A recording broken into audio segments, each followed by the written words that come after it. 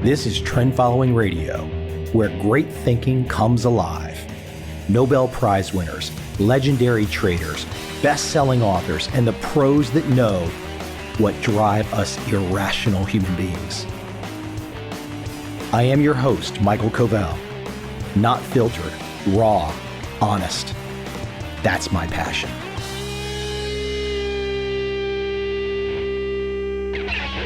My guest today, a little three-way phone call, a little three-way conversation. Professor Jim Davies, Professor Kim Hellemans, two fine professors from up north of the border in Canada. Their podcast, the podcast that they run, that we are going to dive through their topics today, called Minding the Brain. They take the deep dive into all that is cognitive and brain science. I don't take such a deep dive today on our chat, but I get in there with the things that really make me curious about the mind, the brain, and where the hell are we at this moment in time in our understanding. Without any further delay, let's jump right into my conversation with Professor Jim Davies, Professor Kim Hellemans, and discussing all about minding the brain.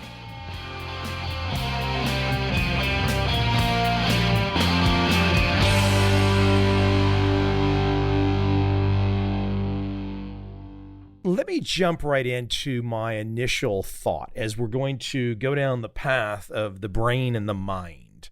I'm going to let you both define that for the audience, but I think from a very first perspective, a first shot across the bow, everything we're going to talk about today, everything that I'm going to ask you about, this is down the path of the scientific method, correct? I mean, we're not in opinion territory in this conversation, are we? No. Well, I don't know. Jim might have different thoughts. Sometimes we do a little bit of open opinionating, but certainly it's based on fact. Jim, would you agree? Yeah, I want to say that we try to make it based on science. That's, I think, a little bit different from saying it's based on fact, because so many things about the mind and brain are speculative and theoretical that might be overturned in the futures. There are just many things that are scientific theories that have their own evidence that are marshaled for it. But sometimes we'll take a side on that, whether dopamine's about pleasure or craving. People debate that, but we might present one side or the other. We try to make it as scientific as possible, but we do try to emphasize that science is a growing process that changes over time, and there are different theories that compete with each other. I think sometimes we give our opinions on the scientific research. Let's put it that way. The reason I ask that opening question is because as we talk about the mind and the brain, and feel free in your answer here to define those things, because it's kind of a squishy notion, at least I think to many of us, or maybe they kind of overlap in many ways from us mere novices in our understanding. But what has got me really interested about the mind recently is this political chasm across the world where we seem to be drawing this line down the middle of humanity, where there's one side and then there's the other side. And it seems to be kind of uniform, especially in Western countries. Maybe it's a little bit different in Asia. Are we starting to understand that there's something going on inside the mind that is allowing for these dramatic political differences? I think this is a matter of debate. An interesting theory I read is in Jonathan Haidt's book, The Righteous Mind, which I think is an excellent book. And he's got a theory that some of the political divides that we see are based upon differences in emotional response, and that a lot of that is genetic. It's just something you inherit, how you feel disgust and how you feel fear. And in his opinion, the political divide kind of lines up with some of these emotional things that go together. Now, the increase that we've seen in the United States, for example, in polarization is, of course, not a genetic change. We haven't changed in the last 50 years genetically to any significant amount. He speculates that there are some historical events that have caused more of a polarization, but that's the kind of stuff that's very hard to have evidence for, like what causes a social change. The idea that there's a sort of a left wing and a right wing, a more conservative and a more liberal, there are scientific theories to suggest why there are two clusters like that. but the science of why there's been increased polarization, I'm not as familiar with and somewhat not confident that it exists at all. Because it strikes me that at some stage of the game, when you have, quote, two sides and they're so set in stone, so to speak, it starts to look like these sides are not just kind of picking opinions, perhaps inside the mind is shaping in a way, or as you point out, perhaps genetic or environment. We just don't know at this stage of the game. This is a good point to kind of open up this foundational understanding for people, because we say the mind over here and the brain over here.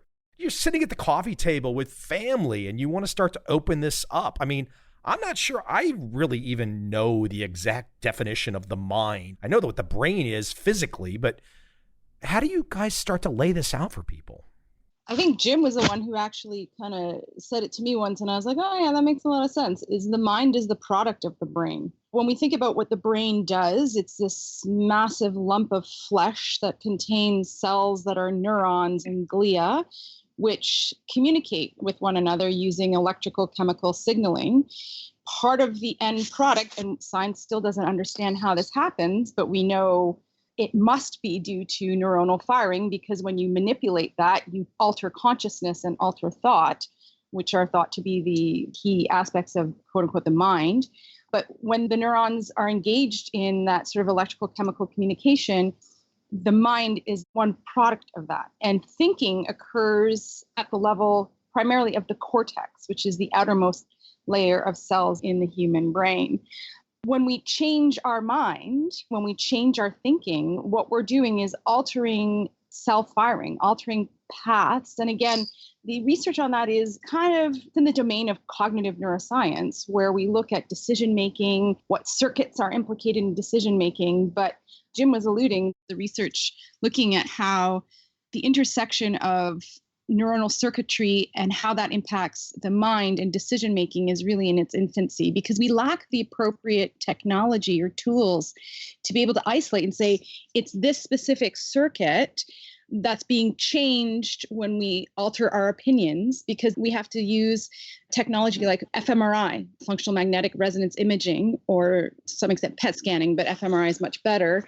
But it requires somebody being in an fMRI machine and having them to think around certain things. And how do you get somebody to change their mind or sway their political opinion in real time in a giant magnet? We are hindered to some extent by our tools. Yeah, we're hindered by our tools. I'd also add that even if we were to get a perfect view of every person's brain, there's a very, very good chance that the same process that goes on in your brain is done very differently in my brain.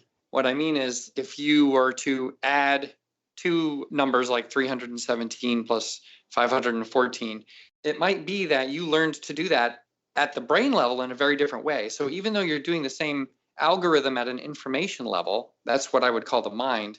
It might be that my brain, your brain, well, animals can't add, but if there were an animal doing it, it would look very different. So to me, it's important to have an information level, and that's what I'm talking about with the mind. I'm also trained as a computer scientist in artificial intelligence. So to me, a memory retrieval, to equate that with a brain process doesn't make any sense, because you can have a memory retrieval running in software that doesn't have any neurons at all. That's sort of the separation from mind and brain that we talk about. So here's why I'm bringing this up. I've had a guest on this show in the past that you are probably both familiar with, a guy named Anders Ericsson, deliberate practice guy. And he makes a case in one of his books, in his research. He talks about London taxi drivers and how they can do the imaging and look at the brains and realize that once they go down that memorization process, they can see the physical shape of the brain change while they're still in the taxi driving routine. But when they leave it, the brain regresses when they don't have to use it, and it regresses. Now, to take that thought and then add to it, another guest on the show, a guy named Robin Hanson, an economist who wrote a book talking about how he would imagine the first time we might get to a singularity. And he posited, he said, look, what I can imagine is the first step will probably be the porting of our mind to a drive. And then once you port the mind to a drive, then you can live in virtual reality. My question in all of that is, where is the memories? When I'm talking to you right now, and I just recited all that stuff, Where is it sitting? Are we ever going to be to the point where we can then look at Mike's mind, who just asked you that question and recited this stuff from memory? Are we ever going to be able to look at it like we could find that data on a hard drive? We can't right now. For memory in particular, where it's very hard to know. We don't really know where memories are or how they're encoded in the brain. But to your point about uploading, it actually might not matter. It's possible. And this is very, very speculative. This is still science fiction at this point. But it's possible that we could scan you and upload your mind and have it running in a virtual reality without understanding where the memories are.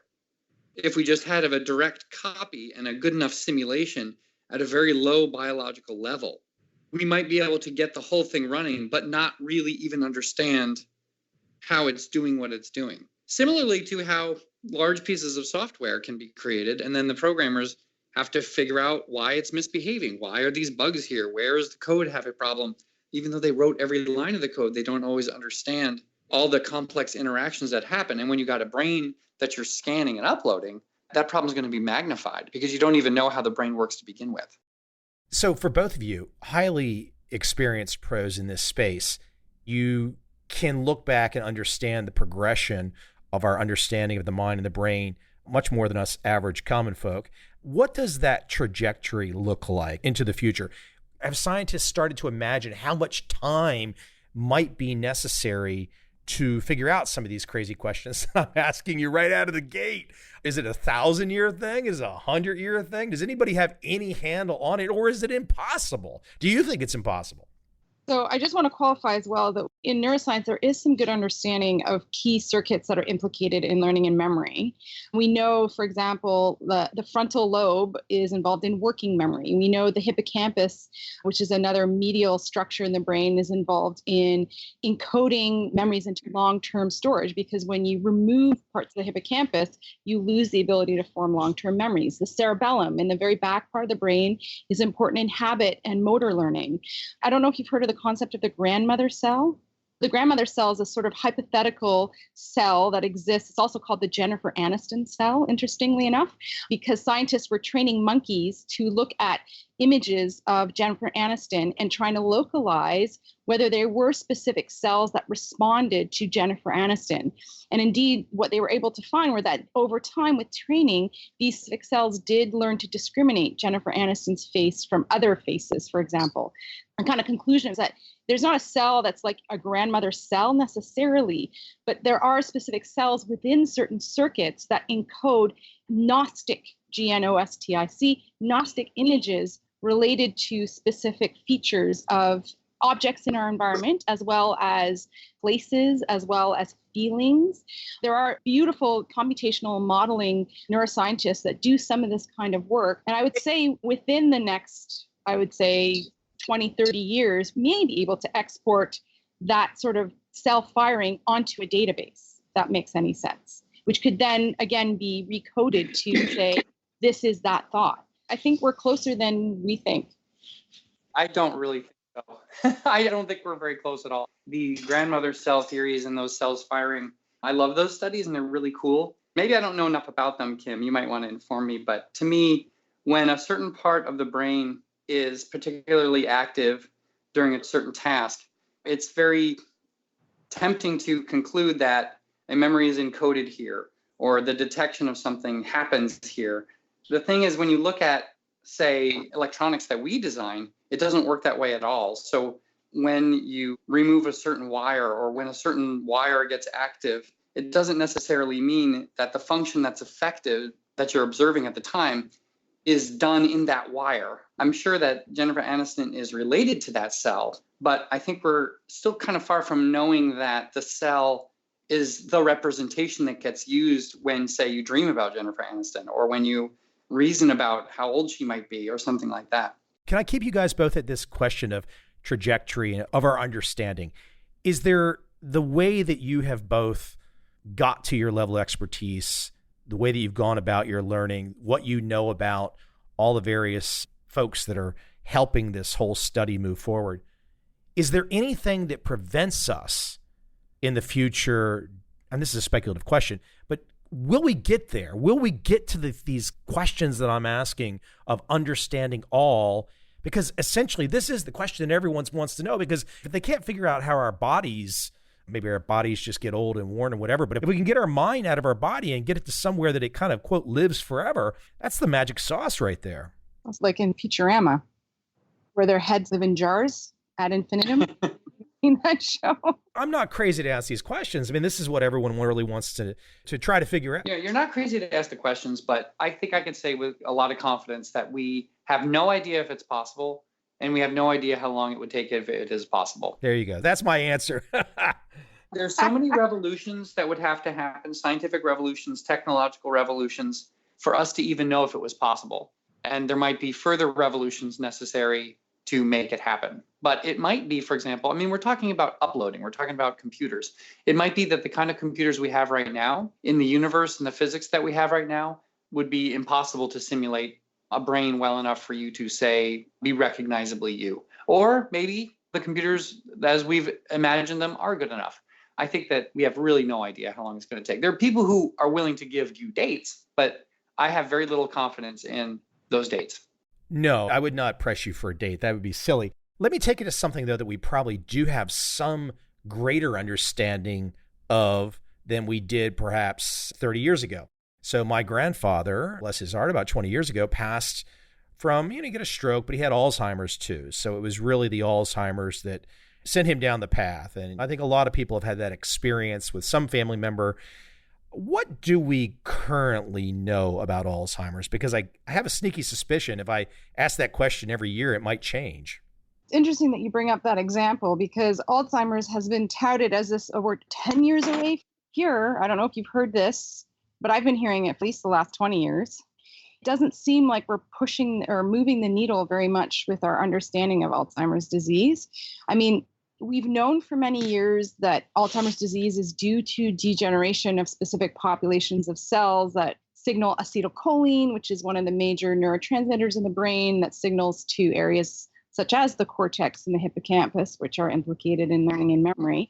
And we know there are people that are more genetically at risk for Alzheimer's disease if they carry something called the ApoE4 gene, which for whatever reason is implicated in the biosynthesis of cholesterol. And in people who have a certain copy of this gene, what this leads to is increased likelihood of the formation of the plaques. That's the sort of diagnostic feature of Alzheimer's disease, is these neurofibrillary tangles and these beta amyloid plaques.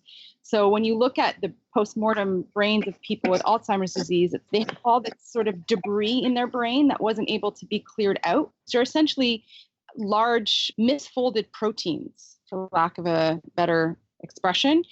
For whatever reason, what this does is it then leads to cell death in those specific populations of cells that are the basal forebrain cholinergics. The key is trying to figure out how to prevent that from happening. With a lot of the dementias, when you start to see the existence of some of the symptoms, it's already 75% of the cells have died. So it's trying to catch it before the symptom progression. But again, when you're looking at memory loss, that again, already 75% of the cells have died. So we're trying to find ways in which we can catch it earlier, but that involves using different technologies. Again, one of them is PET scans. If you do a PET scan of patients that are in premorbid Alzheimer's, you can see some of the existence of these beta amyloid plaques. But PET scanning is very, very expensive and not a great diagnostic tool to be used in the general population. Let me pause you for a sec. There is no therapy. No adequate therapy, you're right. So nothing will halt the disease progression or reverse the symptoms, but there are drugs that will slow the progression in some people. Let me shift it to a side-connected area, I guess, in some ways, in my mind at least, and this would be concussions. So as a former baseball catcher, I can remember, hopefully this is not a bad sign for me, but I can remember age 13, I for sure had a concussion because I got hit in the head as a baseball catcher, and I was out cold, basically asleep for 36 hours while the tournament was going on. But we've had a big onslaught of former professional American football players that are basically walking around gaga at age 40, 50 now. I'm guessing there's got to be a healthy contingent of Canadian hockey players that no longer know their name. Why don't you speak to what's going on here? Because this, I'm finally getting to maybe an issue that perhaps we can all somewhat control or understand more with our mind. But a lot of these things that I'm bringing up here, the concussion issues, these are things that we as human beings, we can actually avoid these, can't we? Yeah, we can. And one of the unfortunate things about concussions in sports is that we just have several sports that are designed to cause concussions. I mean, not explicitly, but the way we play them just makes concussions extraordinarily likely. For example, in soccer, you are allowed to hit the ball with your head, and that is a cause of concussion, and it's dangerous. And in boxing, you hit people in the head and you don't wear head protection.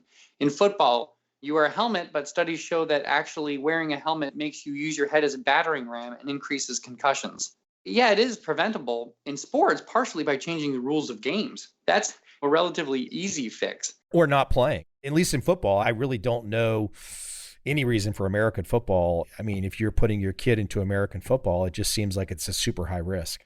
Part of it's because of the rules of the game. For example, rugby is not a gentle sport, but it has fewer concussions because they don't use their heads as battering rams. Yes, that's interesting. Is there data? Because I was just in New Zealand recently and I got my All Blacks introduction, but is there data that's showing that the guys that are getting to their 50s and 60s in rugby do not have the same issues that some of these former American pro football players are having? There's data that your probability of getting a head injury due to concussion is less in rugby than in American football. Interesting. There's been a couple cases, one for sure I know of NFL players that have stepped down very early in their career because of their awareness of the risks of concussion and have decided that it's not worth it. I'm just jumping you guys around. I hope you don't mind. I know with your podcast, you probably go into every issue under the sun, but since I've only got you for like an hour, I want to just I've got my own curiosity about all these issues that I jotted down that I'm just curious about. Here's one for you. Paint this picture for me. Pretend I'm a 25-year-old male. I'm not. But pretend I'm a 25-year-old male. Perhaps I've got a decent job. I'm single. I've got a little money. I don't think, at least guys don't necessarily share this, but the scientists are going to know this. I mean, most of your waking day is just thought about sex. The mind is just pushing that nonstop. I must. Speak to what we know about the drives that are going on inside the mind, specifically the sex drive, because it really is a pull. You can contrast it with women's perspectives as well. I'm sure they're going to be slightly different. I think us males are a little more monkey-like. Ooh. There you go, huh? Come on. Would you guys want some kind of PG-rated episode? Come on. So there's a lot of good evolutionary psychology theories around why we see differences in sex drive. There's definitely evidence that men think about sex more than women do. That said, women still do think about sex, certainly the 20-year-olds, if you're speaking about that population. But the data, the evolutionary psychologist theories, which there is some data to support this, say that men have this desire to, quote unquote, spread their seed, back to the selfish gene theories. We all want to be Genghis Khan. Yeah, way back when we only had a certain amount of time to do that. Our lifespans are longer in 2019, but we still have the brains of the Paleolithic, which said you mature around 13, 14, and you got a good 10 years to create as many copies of your gene as humanly possible. There's very little energy expenditure in that. Whereas when you look at women, there is a huge energy expenditure and a huge energy investment in carrying that gene. The common parlance is for a man to engage in sexual behavior and activity, it's about the energy equivalent of eating a grape. For a woman, it's eating the entire vineyard. When you think about the possibility of pregnancy, and then carrying that baby to term, and then gestation, delivering the baby, caring for the baby, and so on. So that's the basic underlying theory as to why sexual behavior is so different between males and females. I'd like to add to that because men, I think about the sexual act more, but women are thinking about mating and related things just as much. I think it's really instructive if you look at what men read for pleasurable stimulation or what they watch. They're more interested in the act of sex, and women are more interested in what would be typically defined as romance, finding a mate, which is, of course, related to sex, but sex isn't necessarily the main event.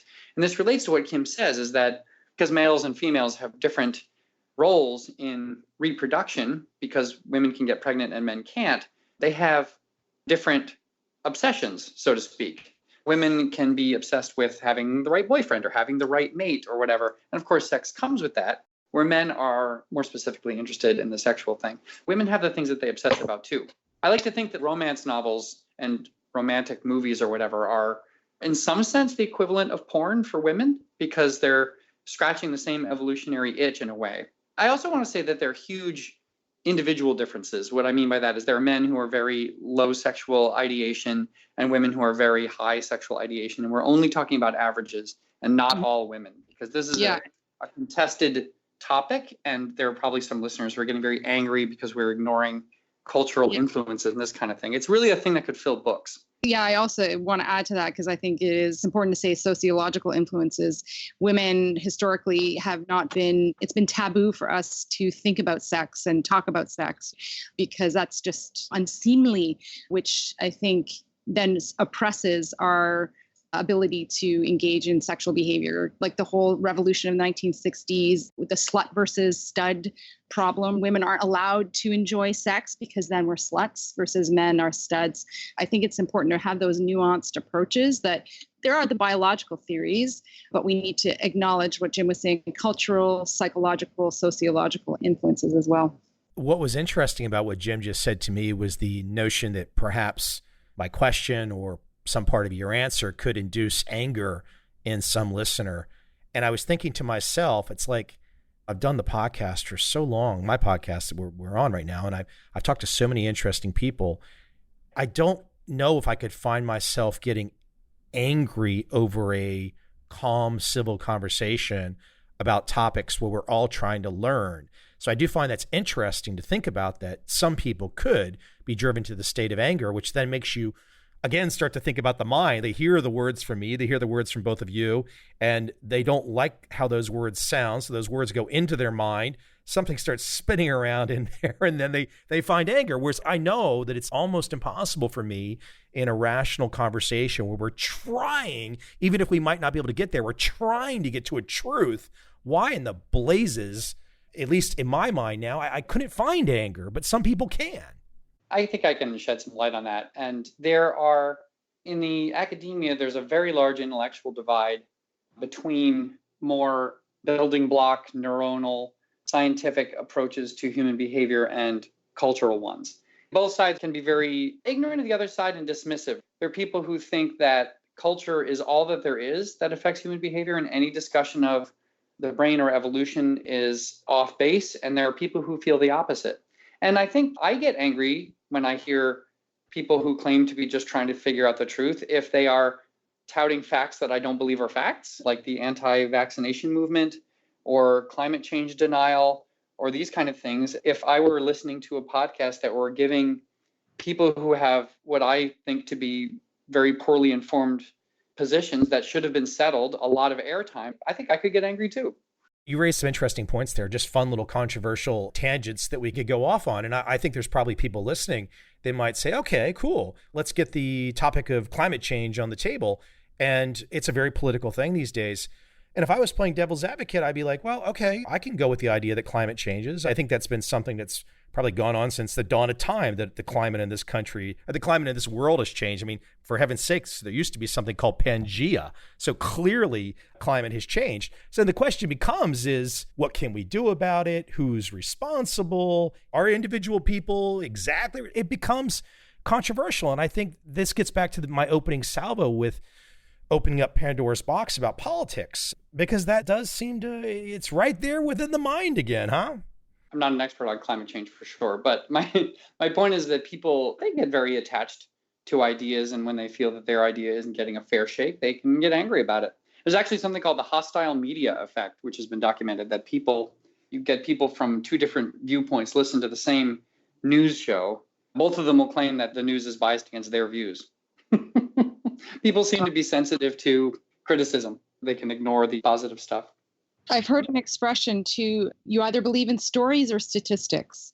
I think there are people who gravitate to hearing a story that is very emotionally evocative and powerful. And I think, Michael, you alluded to this earlier, that we know that emotions, and we involve emotions, it can really have an effect on changing our mind or impacting our mind. and our thinking, they say, well, that must be real, versus hearing a statistic like 64% of people who have X will never get Y. Oh, but I heard my daughter, she got this after X, so it must be true. I think there are people who gravitate to different types of knowledge. And I think critical thinking is at the root where we're all kind of moving to in terms of trying to understand why some people get so upset over these different climate change, homeopathy, anti-vaccinationism. It's how are you applying your critical thinking? Well, let's keep it at that, because I've got another fun one which is really controversial, which allows both of you to go straight to the mind again.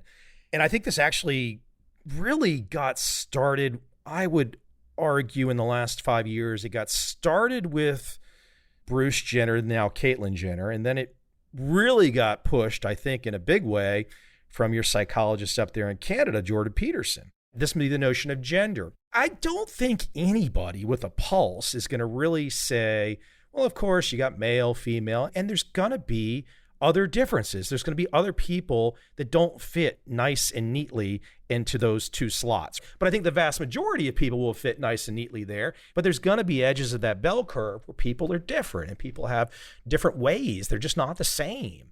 And there's nothing wrong with that. What I think becomes interesting is when that goes perhaps hundreds and hundreds of genders, perhaps. Speak to the notion of what we know about the mind and gender, because right now this seems to be a controversial one in the sense that, okay, the science is over here, but then other people might just say, well, hold on.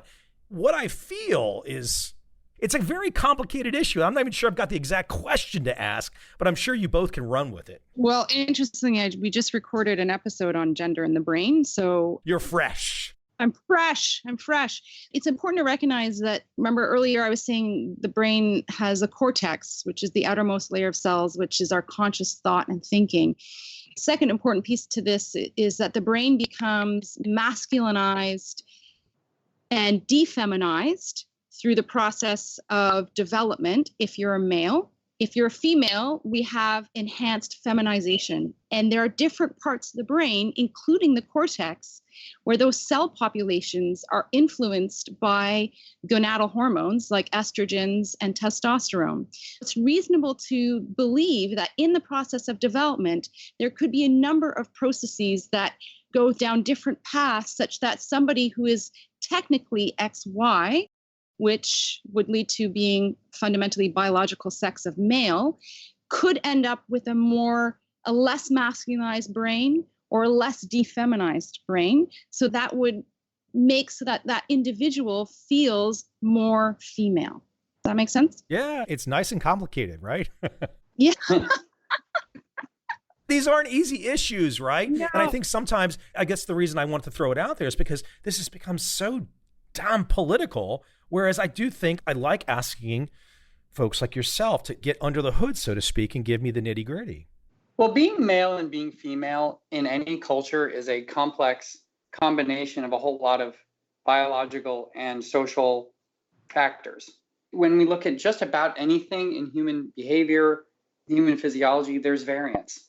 And when you've got billions of people and each one of them varying on every single one of those variables, then of course you're going to expect there are going to be people who are more masculine in some ways and more feminine in other ways. And for some of those people, it will be closer to the border, or it will be the opposite of what they look like, or something like that. And the reason people get upset about it, I think, is another issue, but we would expect to have lots of variance in anything. Feelings of gender and how people look in terms of gender and behavior and all that are subject to the same variance as everything else.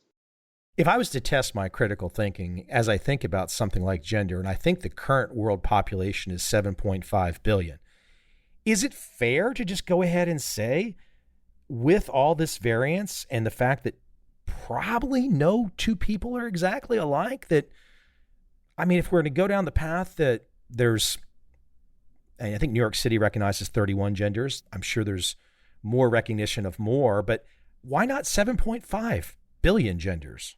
Well, because categorization has to be done as a balance between capturing the specificity and having categories to use so that we can treat the people in those categories the same way. That's very important to do. And if you treat every single person as an individual, then you can't have anything like women's rights.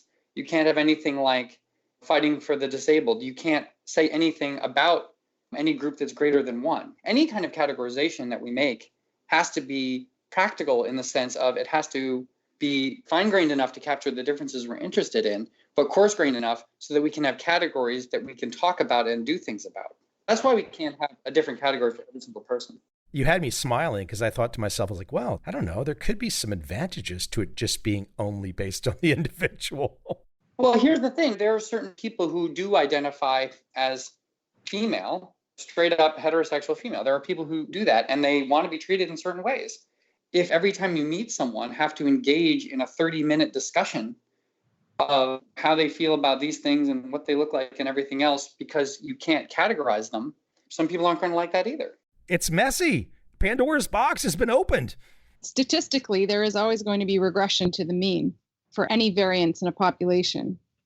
There will be regression to a typical feature distribution, gender distribution, language, and so on and so forth. I think that holds true. I've tried my level-headed best today to see if I can get as many difficult and controversial questions to you guys as possible.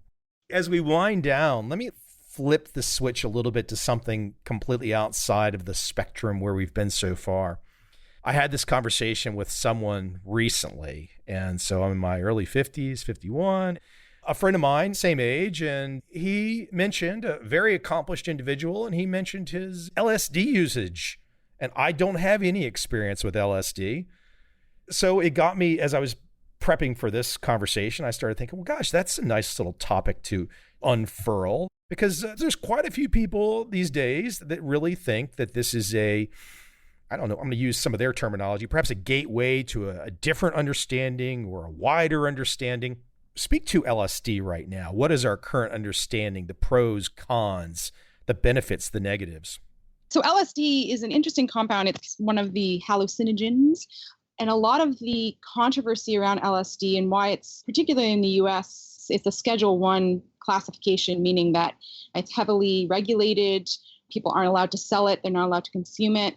Came about as a result of the 1960s during the heyday of amphetamines and other hallucinogens, including LSD and peyote. People were starting to get really scared that there are these people taking these drugs and tripping out and behaving strangely. So Charles Manson, right? Yep. Charles Manson. Yep. And then Timothy Leary. Yep. Yep. I don't think he killed anybody, did he? No, not that I know of. Nevertheless, it is curious in that it is, and I'm going to state this, it's not an addictive substance. Sure, it alters the mind, it alters consciousness, but there's very little evidence, scant. I would be hard-pressed to find it, that drug actually leads to addiction. It's not to say it's without harms.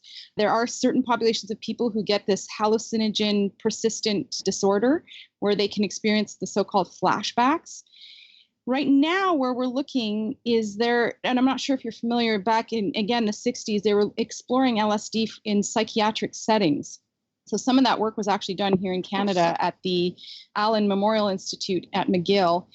Because of this idea, in the so-called doors of perception, that it sort of expands people's ability to, and alters their comfort level in certain environments. So maybe it could be used in these therapeutic settings. And then the door was closed on that when a lot of the regulations around LSD were set firm. There's these movements now of returning to looking at hallucinogens in a therapeutic setting, and specifically, curiously, to treat addiction. My friend, as I said, very accomplished individual, and he just, I don't know what his consumption level was. I'm sure it was not too regular, but speak to the perceived or the known benefits. I mean, because the conversations with him made me curious. I mean, I have not done it, so it made me curious to understand, and we didn't get a chance to talk about it too much, but to understand perhaps the benefits or the perceived benefits, or are there any known benefits?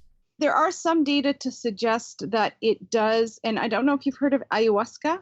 Ayahuasca is this local brew that Peruvians drink under the guidance of a shaman that contains compounds similar to those that are found in other hallucinogens. And again, it's this mind expanding drink that actually causes vomiting and diarrhea in many people. But people will take it and feel like they've been struggling with certain issues. And again, addiction is one of them. And they feel coming out of these brews better. They feel like their struggles, their psychological problems are lessened after taking these compounds. There's now movements for taking a very low dose psychedelic mushrooms. I don't know about LSD because LSD is pretty potent in that it produces a very, very strong hallucinogenic experience. But that's my knowledge right now, is there are these movements. Also treatment of PTSD. Now some evidence that they can be used in those contexts. Let me get one more at you guys, though, before we have to run, because I know you guys have got a tight schedule. I just have one last kind of curiosity question. Then we can go ahead and tell everybody where to find your podcast. Exercise in the brain. I mean, I know I could get to the dang flow state, whatnot, but I mean, I cannot go without exercise. A lot of people don't run their life that way, but speak to exercise in the brain and what we know in terms of the benefits. I'm assuming there's nothing but good benefits assuming you're not overdoing it, but speak to exercise in the brain. Yeah, absolutely. That's one of my pet topics as well. I researched this quite extensively because I too am a runner. And if I miss a few days of running, I feel the impacts on my mood. But what we know is there is really good sound evidence that aerobic exercise, not anaerobic, so not lifting weights, but aerobic exercise, so anything that's getting you to that 65 to 75%, 85% max heart rate, your heart's pumping, you might feel a little breathless. That sustained exercise, the amount of time is still don't know how much, but if people are engaging in this regularly, it has two major impacts. It impacts your mood. So people will report less depressive symptomatology, and it impacts cognition and also prevents against dementias if you engage in that kind of exercise, at least throughout middle adulthood. Because what you're doing when you're exercising is you're pumping blood up into your brain. Your brain is a hungry organ. It has a lot of blood flow to it. And while you're pumping all this nice blood to your brain, oxygen and glucose are getting up there. We have increased glucose uptake to your brain cells. So they're functioning better. And then you're also producing more of your nerve growth factors, your brain-derived neurotrophic factors, which are proteins involved in remodeling the brain. So you're impacting the plasticity of your circuits. You're also removing waste products more readily through that process, which means, again, you're not less likely to have all those misfolded proteins up into your brain. Lots of great benefits to exercise, for sure. I love hearing that wisdom. It makes me feel good that I do the hard work, I enjoy it, but then there's the good benefit beyond perhaps just the obvious stuff. It's the mind benefit. That's right. If the mind is the product of the brain, when you nourish your brain, you nourish your mind. Minding the Brain podcast. Where can everybody find you guys? How long ago did you start it? Started over a year ago. You can go to mindingthebrainpodcast.com. You can also subscribe to it through iTunes or Stitcher or any of the major podcast venues. That's the best URL, is just iTunes, or is there a website to go to as well? Yeah, mindingthebrainpodcast.com. You can go there if you just want to download individual episodes, and you can subscribe through the different podcast apps that there are. Thank you both for coming on. I enjoyed it. I know we kind of picked a tough time, but I could really pepper you both for hours, and I would just take you down the path of question after question after question. Can we mention the award? Sure. Recently, we won the People's Choice Award for the best science site from the Science Communicators and Writers of Canada. So we're very proud of that, and we want to thank our listeners and everyone who voted for us. Very cool. Congratulations. Thank you. I would really love, maybe one day we'll all find the right time. I would love to just pepper you guys for 3 or 4 hours. I mean, because I could see that we could weave off from mind and brain to politics to social issues. We could really have an interesting give and take there. I think I was running you through so many issues. We didn't get a chance to dive into them really deep, but I could see some very civil, fun conversation with multiple points of view in there. Appreciate your questions. And you're clearly a big critical thinker, Mike, so I appreciate that.